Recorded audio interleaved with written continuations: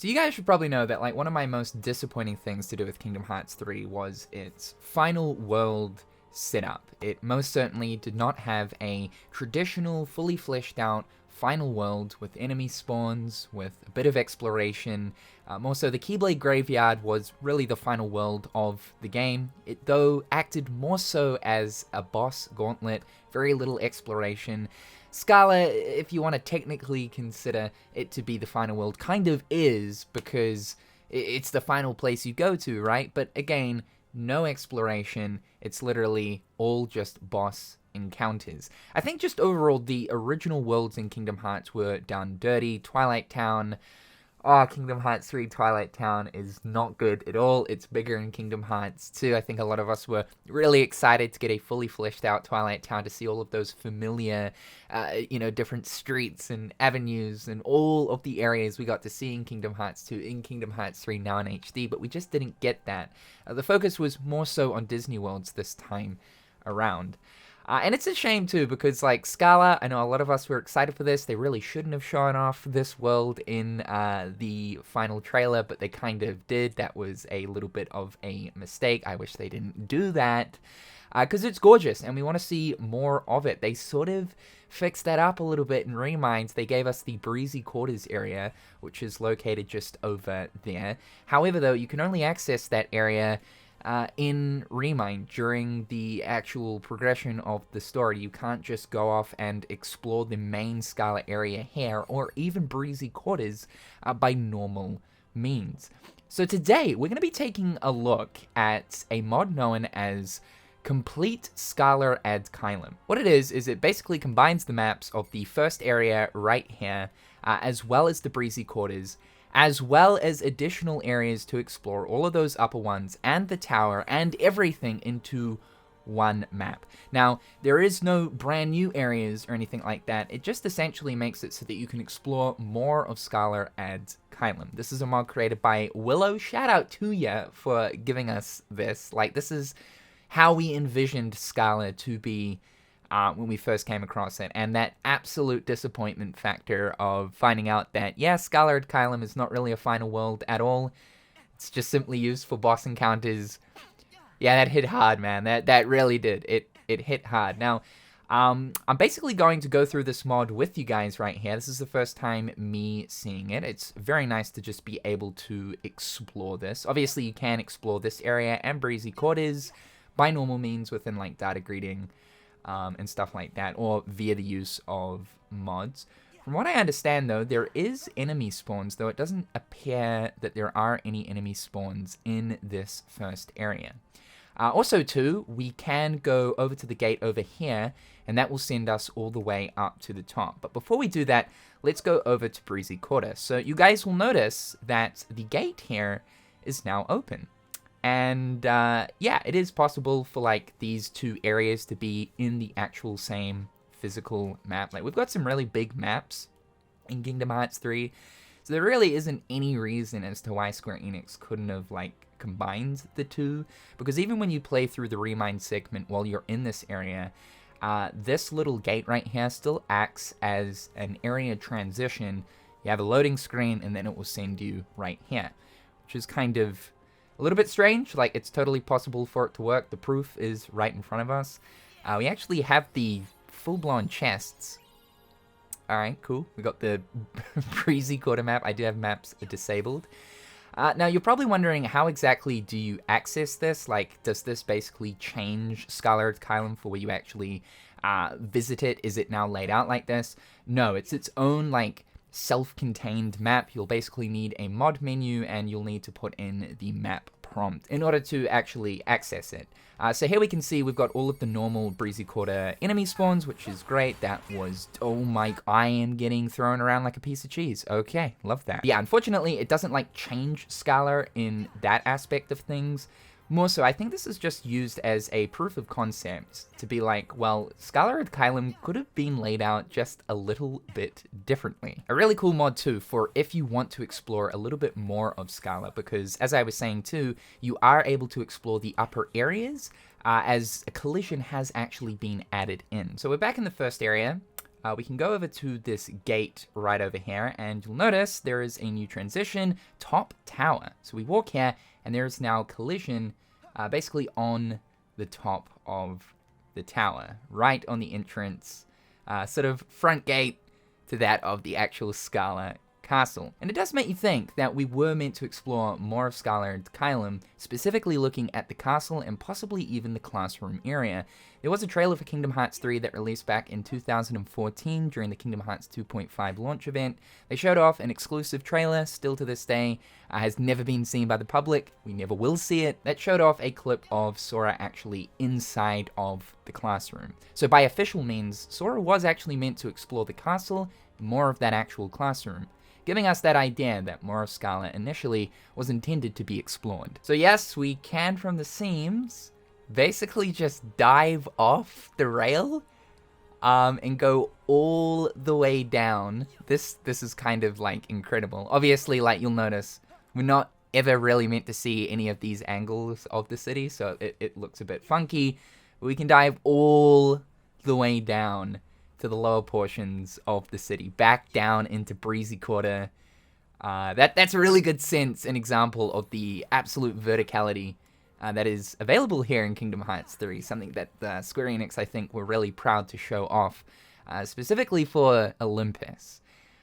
Worlds being more vertical, more exploration to go along with that. And for a world like Scala Ad Caelum, if we could fully explore it, man, the absolute sense of verticality would be insane. So yeah, there is still no collision when it comes to like any of these upper portions. As you can see, Sora will basically just dive directly through all of the buildings, but still pretty damn cool nonetheless. I've explored Scala Ad Caelum from top to bottom, with a no-clip free cam thing, just to try and take in like absolutely all of the details. Basically, if you go around the back of Scala, the actual like cone concrete island is empty. They only added in buildings from the angle that you can actually see the city from. But I do envision one day that hopefully we will get a fully fleshed out Scala Ad Caelum, one that we can completely explore and potentially even use the tram system to go over to the other islands. These little treed parts here on the side do actually have collision, as they are attached to that of the walls of the main playable space. There are quite a few different, like, interesting little signs and stuff outside of the playable space, and by, like, normal means, you'd never be able to see these. Some of them are sort of copy and pasted already to be in the playable space, but I do find that kind of stuff quite interesting. Again, we don't have, like, full translations, or if we know that, like, any of the Scala kind of language does even make sense. Some people have actually managed to translate some of the stuff that appears throughout the city into that of proper English. If we run all the way around the side of the top tower, just near the entrance to the castle, there'll be two doors on either side that will send us up to Battle Arena, which is right up the tippity top of the castle. This is definitely one of the most beautiful battle arenas in Kingdom Hearts. Just like, look at the marble texture with the reflections on the ground. It looks simply gorgeous. And again, this is a space that you just wouldn't really be able to properly explore by normal means, as you're too busy fighting Xehanort. Now we can fully run around. We're sort of just running over the water. That's fine.